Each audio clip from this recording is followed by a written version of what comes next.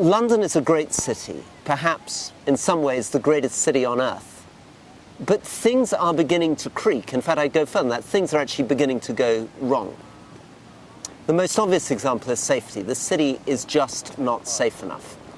Violent crime is higher than it was 5 years ago. People increasingly, when you talk to them in the streets, just feel that they're not safe. And that affects everything. That affects going to school, that affects running a business, that affects just living a fulfilled, healthy life in the city. We've got to make the city safer. But more than that, you get a sense in 100 smaller things of a city creaking. I felt it this morning, right? Taking my child to school.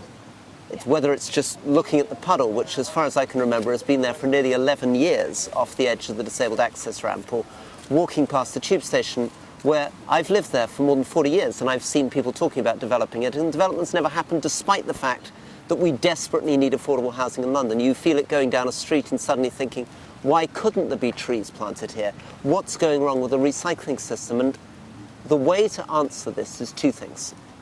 One of them is we need much more vigorous, energetic action. We need to grip it. We need to solve these issues.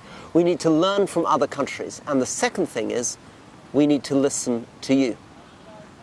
London is almost infinite. It's a city of almost 9 million people, 670 individual villages as a way of thinking about London. Nobody can pretend that in a single mind everything about London is there.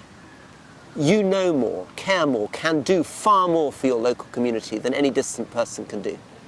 London speaks, and we need to listen.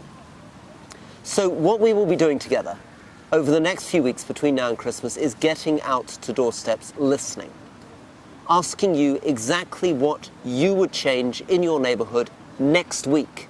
What's stopping it? What have you seen in London which is fantastic that you could apply to other parts of this great city?